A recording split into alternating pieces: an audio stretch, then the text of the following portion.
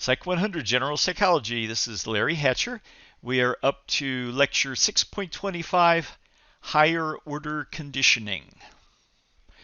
Usual directions. While watching this video, you should have a copy of my blanked out lecture notes in front of you. So download them. Log into Canvas, go to Psych 100, go to Modules, select the module headed Psych 100 Chapter 6 Learning and Behavior.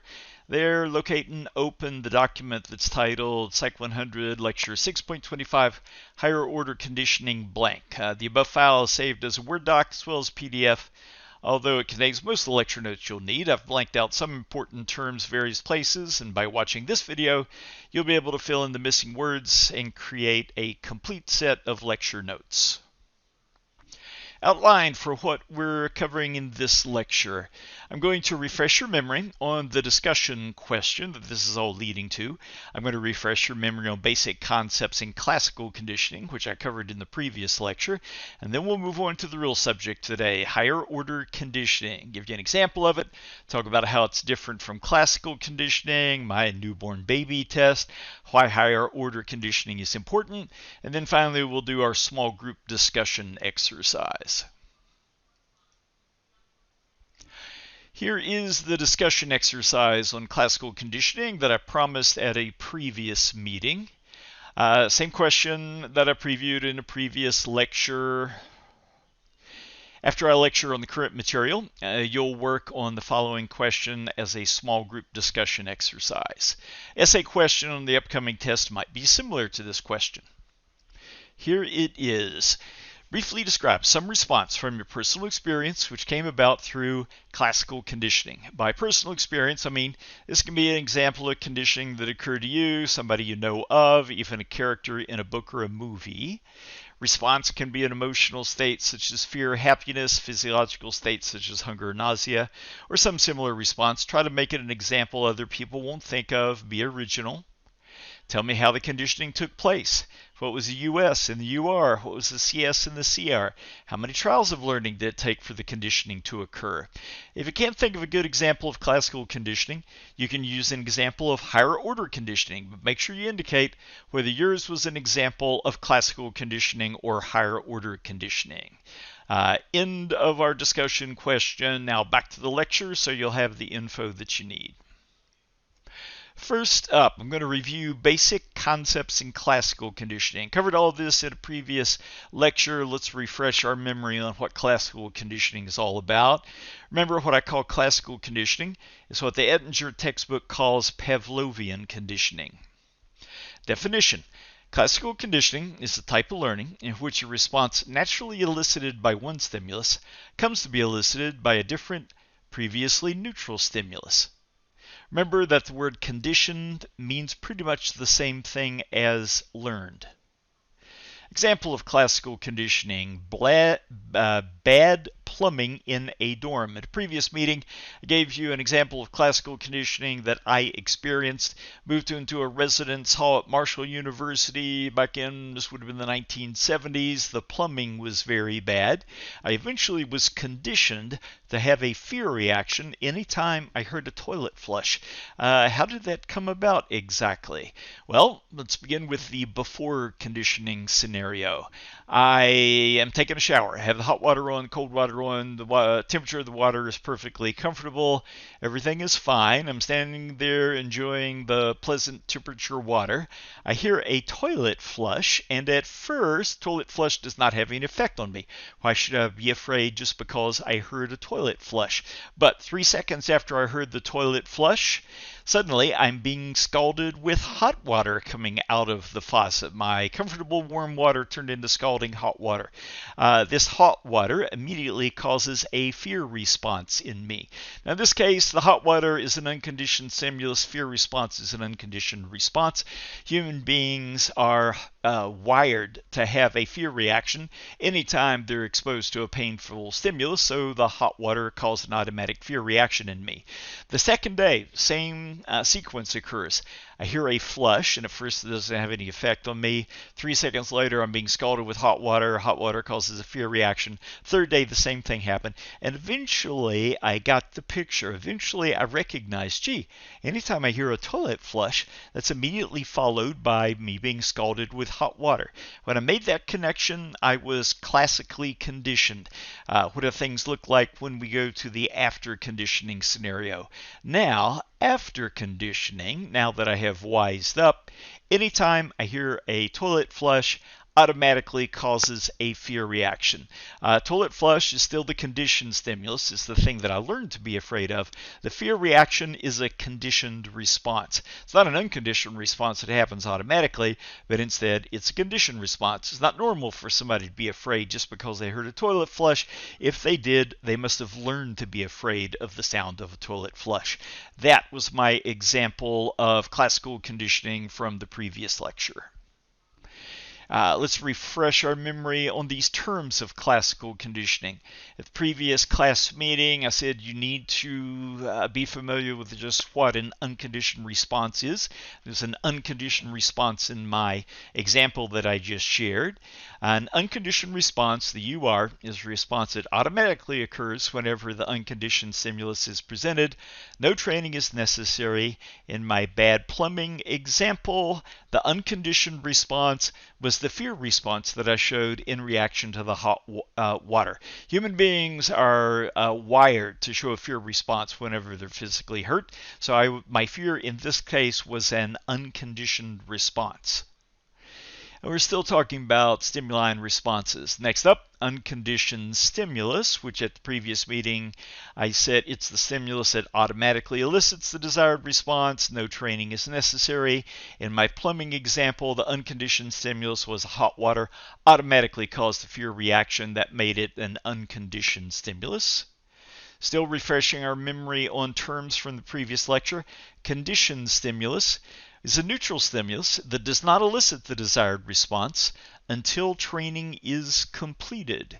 In my scenario, sound of the toilet flush was the conditioned stimulus. At the beginning, it was neutral. At the beginning, it did not cause a fear reaction, but by the end of the training, it was no longer neutral. By the end of the training, it did cause a fear response. And refreshing our memory on the last of our terms, conditioned response, the CR, is a response that occurs upon presentation of the conditioned stimulus after training has been completed. And in my scenario, the conditioned response was the fear response that I showed in reaction to the toilet flush. It's not normal for somebody to be afraid just because they heard a toilet flush. If they are afraid, they must have learned to be afraid. That means we're now going to call it a conditioned response. So that was our refresher on classical conditioning from the previous lecture. Let's move to a new topic, the real topic of today's lecture, and that is higher order conditioning.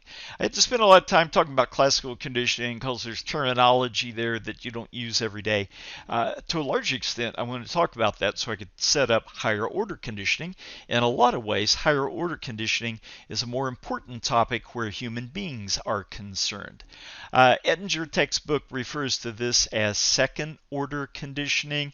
Same concept, they just use different terms. What I call higher order conditioning is what Ettinger calls second order conditioning. Definition for higher order conditioning. It is conditioning that's based on previous learning. In higher order conditioning, a CS is used in the place of a US in further training. Now, I don't expect that definition to make sense right now, but hopefully by the time I'm done with my lecture, that definition will make sense. An example of higher order conditioning. We're going to teach a dog to display a fear response when a light comes on. Ultimately, we're going to teach a dog to be afraid anytime a light comes on in its conditioning chamber. Higher order conditioning requires at least 2 steps, as we are about to see. You've heard me say this before. I would never participate in some kind of procedure where you're exposing a dog to electric shock just for the purpose of learning something. But talking about how fear gets conditioned is one of the most quickest and most efficient ways of describing higher order conditioning. That's why I'm using this example. I indicated that higher order conditioning requires at least 2 steps. That's why Ettinger calls it second order conditioning, requires at least 2 steps. Step 1 is going to be the step of classical conditioning. Now remember where we're going. Eventually we're going to teach a dog to display a fear response when a light comes on. Step 1, we're going to use classical conditioning. We're going to have the classical conditioning step up here, and ultimately by the time we're done, we're going to have the higher order conditioning step 2 down here. Right now we're talking about step 1, classical conditioning. Ultimately, we want to teach the dog to be afraid when a light comes on, but we're not going to use a light in step 1, the classical conditioning step. Instead, in step 1, we're going to teach the dog to be afraid whenever a buzzer sounds. There's no light in step 1, there is a buzzer. We're going to teach the dog to be afraid whenever a buzzer sounds. So, you have a dog in a conditioning chamber. A buzzer sounds at some random point in time. 3 seconds after the buzzer sounds, the dog experiences electric shock. Let's imagine it's standing on a steel floor and shock is administered to its pulse through the steel floor. So, buzzer sounds, 3 seconds later, electric shock. Yes, the electric shock automatically causes a fear response. We'd call this an unconditioned stimulus, an unconditioned response, because it would happen automatically. Even a newborn puppy would experience fear if you exposed it to electric shock. We wait 20 minutes, 40 minutes later, do it again. Buzzer sounds, 3 seconds later, the dog experiences a shock. Shock causes fear. Wait another hour or so. Buzzer sounds. 3 seconds later, the dog is exposed to the shock. It will not take long. Very quickly, the dog will learn that anytime this buzzer sounds, it's followed by an electric shock. It will not take long for the dog to become conditioned. Once the dog makes that connection, once the dog is classically conditioned, we no longer need the shock in order to make the dog afraid. In order to make the dog afraid, all we have to do is sound the buzzer. Once the dog is conditioned, you sound the buzzer, it causes a fear response. Notice I've changed what I call fear. Up here I call it unconditioned response, now I call it conditioned response. How come? It's not normal for a dog to experience fear just because it heard a buzzer. If a dog displays fear because it heard a buzzer, then some kind of conditioning must have taken place. Now that is step 1. This might take a day or more before we achieve step 1, but by the end of step 1, we want to train this dog to be afraid of a buzzer. We want to train this dog so anytime a buzzer is sound, the dog will have a fear reaction. Let's imagine we've accomplished this. The dog is now afraid anytime a buzzer sounds. We now have a dog that's afraid of buzzers. We're going to take advantage of that fact in moving to step 2, which is the step of higher order conditioning. Step 2, higher order conditioning. We have a dog that's afraid whenever it hears a buzzer sound. We're going to take advantage of that in order to teach the dog to be afraid of lights. Remember, the purpose stated at the beginning of this is we want to teach the dog to be afraid whenever a light comes on. This is where the light comes in. This dog has been trained to be afraid anytime a buzzer sounds. So in step 2, higher order conditioning, we turn on the light in the dog's operant conditioning chamber. 3 seconds after the light comes on, buzzer sounds. This dog's been trained to be afraid of buzzers, so when it hears the buzzer, it will be afraid. Wait 40 minutes to do it again. Light comes on, 3 seconds later the buzzer sounds, buzzer causes the dog to be afraid. Wait another hour, light comes on, 3 seconds later buzzer sounds, buzzer causes the dog to be afraid. If we're lucky, the dog is going to see a connection between the light and the buzzer. It's as if in his little dog brain he's saying, gee, every time that light comes on, that buzzer that I hate sounds. If the dog makes that connection, it's possible that we'll see the higher order conditioning that we wanted. After conditioning takes place, if we're lucky, if this works, you can turn on the light in the dog's operant conditioning chamber, and just turning the light on will cause the dog to be afraid. if we're successful with this higher order conditioning, just turning on the light will cause the dog to be afraid. Now, what's the big deal of all this? Well, the light was never associated with a shock. The only thing the light was ever associated with was the buzzer. We call this higher order conditioning, second order conditioning, because this conditioning would not have been possible if we had not done step one, the classical conditioning first.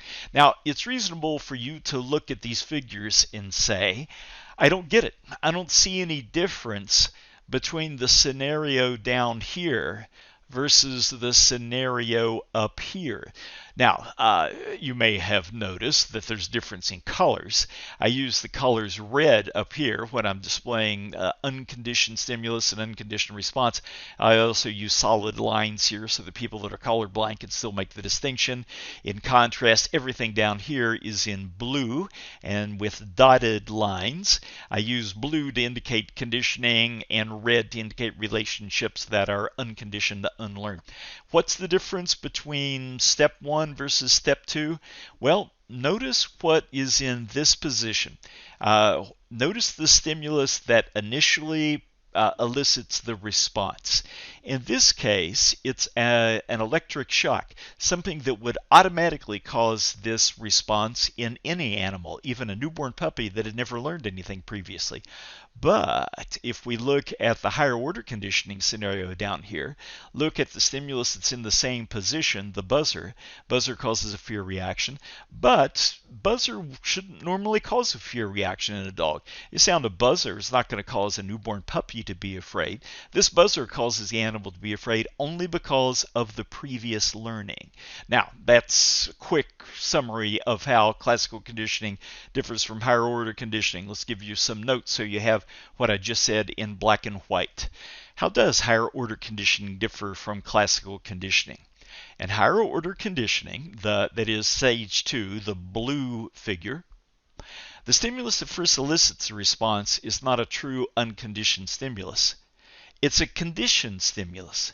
It's a learned stimulus.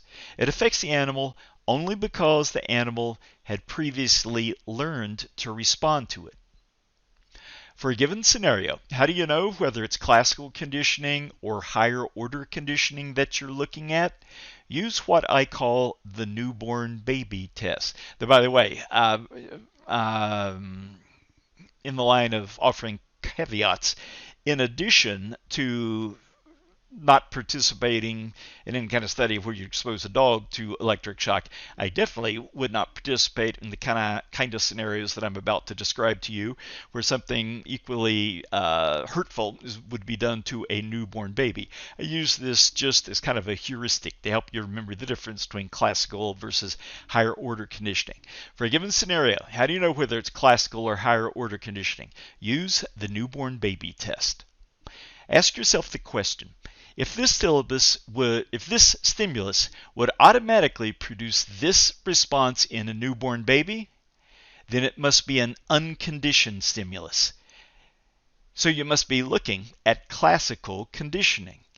With that idea in our heads, let's go back and look at the same figure. This is the same figure that we've been looking at for the last 5 minutes or so.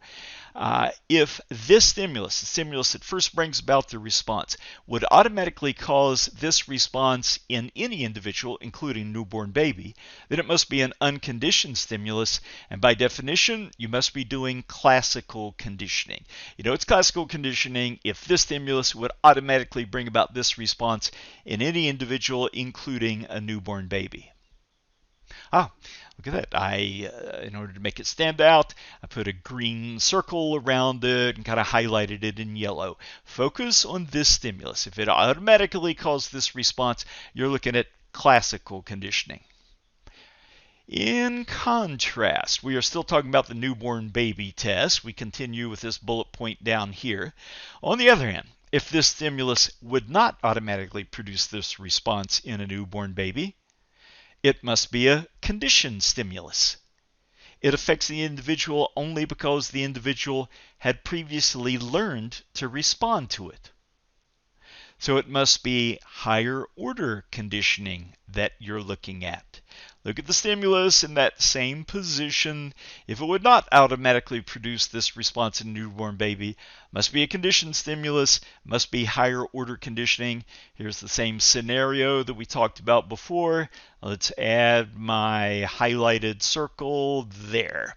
Ask yourself the question, would this stimulus automatically cause this response in a newborn baby or a newborn puppy? Well, no.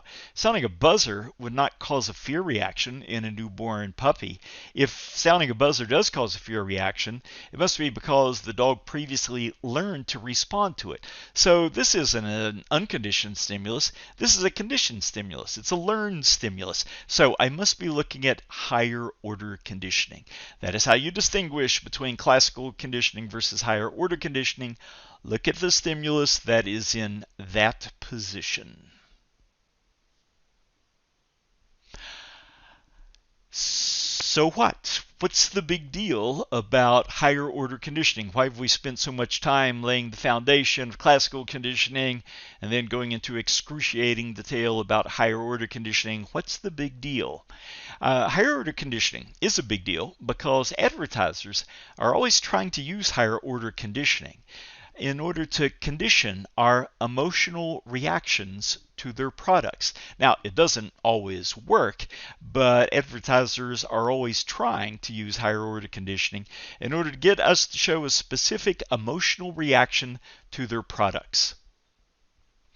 Let's look at a hypothetical problem that an advertiser might have to deal with. Imagine it is 1965. It's still legal to advertise cigarettes on television with commercials. A big cigarettes manufacturer has come to your advertising firm with this issue.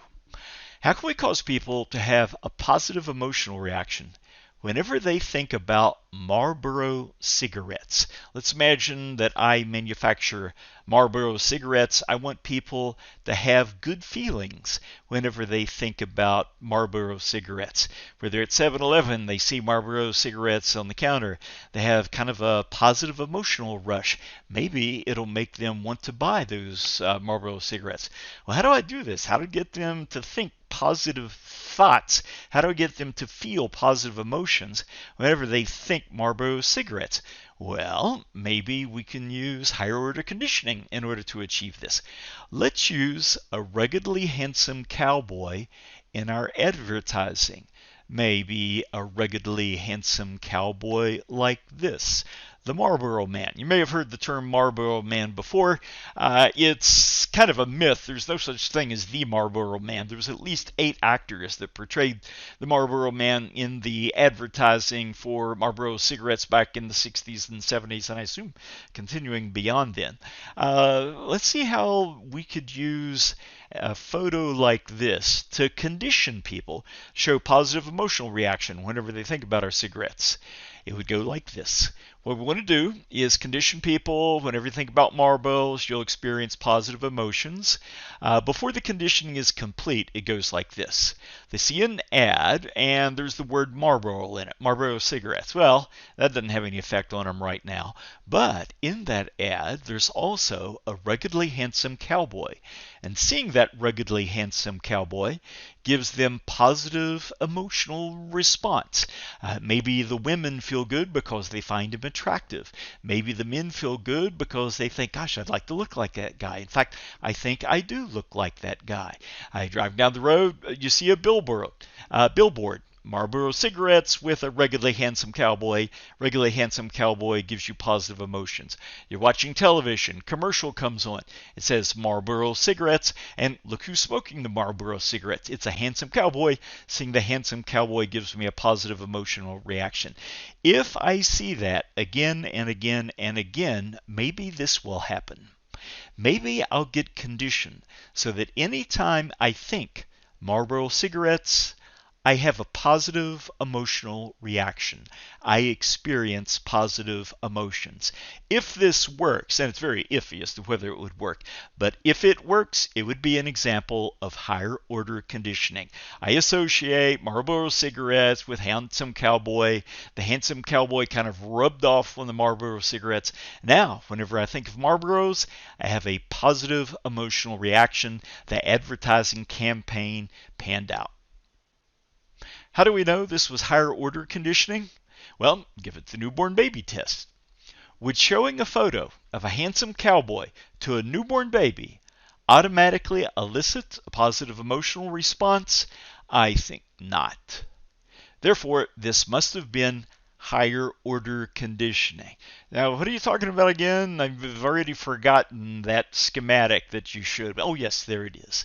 This is the newborn baby test. Focus on this stimulus.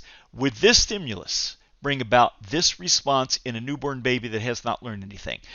People might debate this with me, but I would submit that just seeing a handsome cowboy is not going to cause positive emotional reaction in a newborn baby that has not learned anything. The reason you have positive emotional reaction when you think handsome cowboy is because of a lifetime of experience that you've had of seeing cowboys in cowboy movies and learning that it's cool to be a cowboy. If you're attracted to cowboys, it's cool to be attracted to cowboys. You're not born showing this reaction. You learn showing this reaction. That means we're probably looking at higher order conditioning, not classical conditioning. Let's go to a different advertising problem.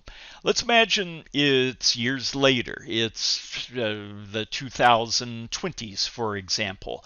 You feel guilty about all the advertising that you did back in the day, advertising cigarettes, getting people to smoking cigarettes. Maybe there's some people who died because of you. You've decided now I want to be on the other side. I want to try to dissuade young people from smoking cigarettes. How can I do that? How can we cause people to have a negative emotional reaction whenever they think about using tobacco? Well, let's continue the idea of using images to bring about responses. And this time, rather than using a photo of a regularly handsome cowboy to create a positive emotional reaction, people, let's feature a scarred face in our commercial to bring about a negative emotional reaction. Maybe a scarred face like this. Now, by the way, this is not an actual scarred face person. I went through the internet and there was all kinds of horrific images that are used in this sort of advertising. I decided maybe it wasn't necessary for me to show something that horrific for purposes of teaching this topic. Therefore, I found a commercial where they took a person that was obviously had a normal face, and in at least one version of him, they used CGI, or maybe it's just prosthetics, to make his face look like this, to create a recreation of what your face might look like if you had cancer of the mouth, cancer of the jaw, and had to have your jaw removed and so forth. Anyhow, this is going to be our photo. We're going to use this photo in order to teach people to have negative emotional reaction whenever they think about using a tobacco product. A kid will be doing something on the internet. Want to watch a YouTube video. Before the YouTube video plays, there's a commercial that the kid has to watch. It begins with another young person with a normal looking face. It says something about how you think using smokeless tobacco is not going to have any effect on you, and then it switches and it shows you this photo. It's the same young person, but this is the scarred version of his face. This is what your face might look like if you use tobacco products, develop cancer of the mouth, cancer of the jaw, and so forth. That's the idea. That's the commercial that hopefully will dissuade people from using tobacco products. Now, if it works, the schematic would look like this. Using higher order conditioning to teach people to have negative emotional reaction whenever they think about using tobacco. Before conditioning, Think about using tobacco products. You're watching internet commercial where somebody says, well, I don't think there's anything harmful about using snuff and so forth. But shortly after he says this, his face turns into the horrible scarred face that I just showed you. Seeing the scarred face scares you. Seeing the scarred face gives you a negative emotional reaction. 3 days later, you're watching a different commercial where the same kind of thing happens. Talk about using tobacco products. Beautiful face turns into a scarred face. Scarred face causes negative emotional reaction. If you see this repeatedly, and if it works, you get conditioned. Now, anytime you think about using tobacco products, you will have a negative emotional reaction. You'll feel kind of sick at your stomach. You'll have this negative response of, I don't want to do this, I don't want to go there. If it happens, it's a successful case of higher order conditioning. Well, wait a minute. How do you know that was higher order conditioning? How come this wasn't classical conditioning? Well, give it the newborn baby test. Would showing a photo of a scarred face to a newborn baby automatically elicit it says positive emotional response. That's wrong. This should be negative emotional response. Too much cutting and pasting. Negative. Would showing a photo of a scarred face to a newborn baby automatically elicit a negative emotional response? Probably not. Therefore, this must have been, I gotta fix this one too. You don't mind if I take a minute to fix my slides. If I don't do it now, I'll forget to do it later. Negative emotional response. Would showing photo of a scarred face to a newborn baby automatically elicit a negative emotional response? Probably not. And therefore, this must have been an example of higher order conditioning. And here is our scenario. Higher order conditioning using tobacco to elicit negative emotional reactions. Show photo of a scarred face to a newborn baby. It's probably not going to cause emotional reaction. When you see a scarred face, it causes you to have a negative emotional reaction because over the course of living, you've learned that it's bad to have a scarred face, that people will avoid you. You won't be attractive to people that you want to be attractive to, and so forth. You learn to have that kind of reaction. Therefore, this is probably conditioned stimulus, and what we're looking at is probably higher order conditioning, probably not classical conditioning. Finally, now we can do that small group discussion exercise that I had promised in a previous lecture. To refresh your memory, when you go to small groups in a minute, this is going to be your question. Briefly describe some response from your personal experience that came about through classical conditioning. By personal experience, this can be an example of conditioning that occurred to you, somebody you know of, even a character in a book or a movie. Response can be an emotional state, such as fear or happiness, physiological states, such as hunger or nausea, or some similar response. Try to make it an example that other people won't think of. Be original. Tell me how the conditioning took place. What was the US and the UR? What was the CS and the CR? Actually, that should be bolded and in italics as well, because this is where your points are going to be if this winds up being an essay question. Yes, let's put that in bold and italic. Tell me how the conditioning took place. What was the US and the UR? What was the CS and the CR? How many trials of learning did it take for conditioning to occur? I gotta do it again. If you live by copying and pasting, you die by copying and pasting. Tell me how the conditioning took place. What was the US and the UR? What was the CS and the CR? How many trials of learning did it take for conditioning to occur? Now, how come we spent all this time on higher order conditioning? Because of this. If you can't think of a good classical conditioning example, you can use an example of higher order conditioning, but make sure you indicate whether yours was an example of classical conditioning or higher order conditioning. In your group, you'll choose a spokesperson, come up with an example of classical conditioning or higher order conditioning. If you come up with an example of classical conditioning, fill in the ovals in the following form to illustrate your situation.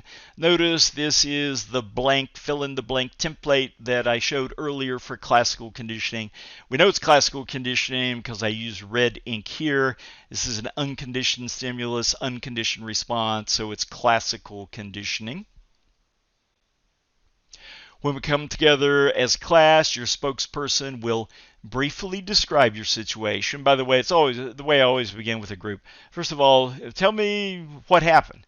Briefly, I like 30 seconds, 60-second description is plenty. And then, this is where the points come in. Tell me what was what. What was the unconditioned response? What was the conditioned response, etc.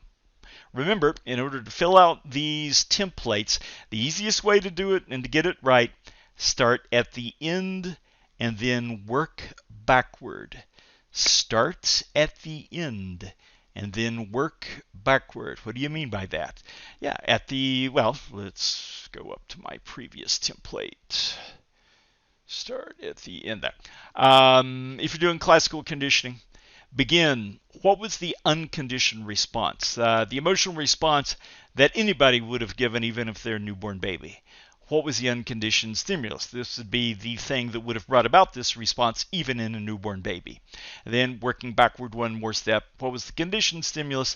The thing that started off being neutral, but at the end of conditioning was no longer neutral. It was now capable of bringing about the response. That is the way you'll handle it if you give me an example of classical conditioning.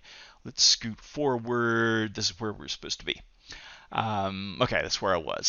So remember, if you're giving me classical conditioning, start at the end and work backward.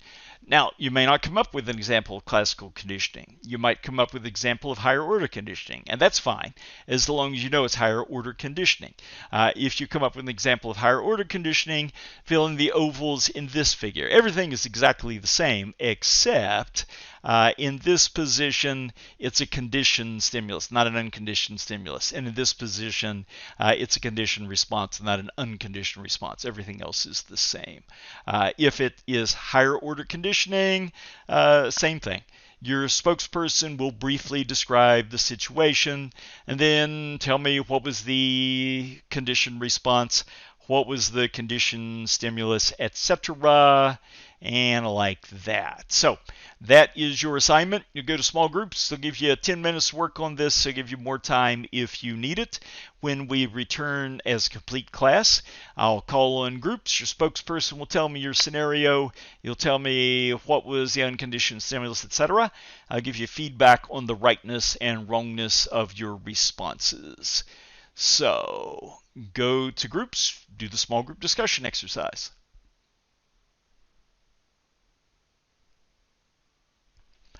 Small group discussion exercise is over. Let's summarize important points from today's lecture.